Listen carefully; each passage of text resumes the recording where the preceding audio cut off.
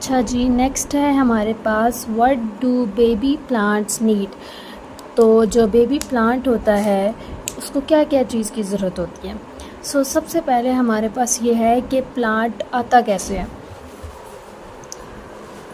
हमारे पास एक सीड होता है, ठीक है। वो सीड क्या करता है, एक फ्लावर होता है, ठीक है, एक फ्लावर होता है, उसके अंदर सीड बनते हैं, ठीक है। जब सीड बन जाता है तो उसके बाद सीड जो है वो बेसिकली उसके अंदर जर्मिनेशन का प्रोसेस होता है। कौन सा प्रोसेस होता है? जर्मिनेशन का प्रोसेस। और उस दौरान उसके अंदर सीड के अंदर क्या क्या 3 चीज़ें बनती हैं। एक बनती है रूट शूट, एक बनती है स्टेम शूट, तीसरी बनती है food store. Food store basically present होता है बेबी प्लांट के लिए। Root shoot, stem shoot, food store. अब रूट शूट क्या चीज़ होती है? वो चीज़ जो प्लांट का वो पार्ट जो सॉइल के नीचे ग्रो करता है, ठीक है। रूट शूट से बेसिकली रूट निकलती है, ठीक है। ये सारी चीज़ें किसके अंदर थी? जिस तरह से आपकी बुक पे देखें बना हुआ है, ये आपके पास क्या है? एक सीड है। सीड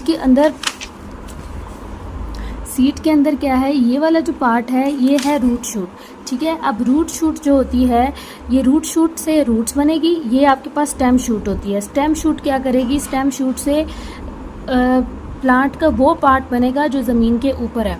और उसके अलावा इस बेबी प्लांट की ग्रोथ के लिए फूड स्टोर भी मौजूद होता है जो इसको सारा फूड और मिनरल वगैरह प्रोवाइड करता है। The flowers of a plant make seeds. Inside each seed is a very small root shoot, stem shoot, and also has a store of food for the baby plant to start growing. अब ये जो सारा process होता है इसको क्या कहते हैं? Germination. The root shoot grows first to get water. अब जो रूट शूट होती है इसको पहले पानी मिलता है तो ये पहले ग्रो करती है, ठीक है। उसके बाद स्टेम शूट ग्रो करती है। The diagram shows what is inside a seed. अब ये जो डायग्राम है ये शो कर रही है कि एक सीड के अंदर क्या क्या होता है। The photograph shows how a seed starts growing. इस फोटोग्राफ से पता चलता है कि सीड किस तरह से ग्रो कर रहा है। You can see a root shoot growing downwards and the stem shoot growing upward. अब ये जो रूट शूट है ये नीचे की तरफ ग्रो करेगी, ये जो स्टेम शूट है ये ऊपर की तरफ की ग्रो करेगी।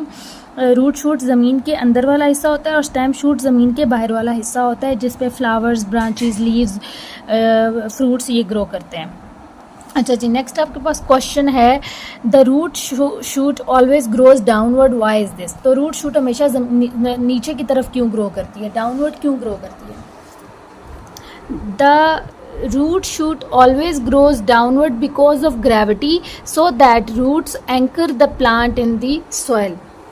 रूट शूट जो होती है वो डाउनवर्ड मूव करती है बिकॉज ऑफ द ग्रेविटी और ये ज़मीन के अंदर ग्रो करती है, जिसकी वजह से ये होता है कि ये पानी को वाटर को अपटेक करती है सॉइल से और प्लांट्स के बाकी हिस्सों की ग्रोथ में अपना रोल प्ले करती है, ठीक है। So that roots anchor the plant in the soil. और रूट्स का अगर जितनी ज़्यादा रूट्स जो हैं वो ज़मीन के अंदर ग्रो कर रही होंगी उतना ज़्यादा ऊपर प्लांट का जो पार्ट होता है वो स्टेबल होता है। नेक्स्ट क्वेश्चन है, the stem shoot always grows upward, why is this. अब जो स्टेम शूट होती है, जो आपने देखा होगा स्टेम होता है जो ज़मीन के ऊपर वाला पार्ट होता है जो हम देखते हैं, रूट्स तो हम देख नहीं पाते, हम तो स्टेम्स देखते हैं ना, तो वो हमेशा अपवर्ड क्यों मूव करती हैं? The stem shoot always grows upwards in the opposite direction away from gravity, ठीक है। ग्रेविटी की तरफ मूव नहीं करती है, away from the gravity move करती है।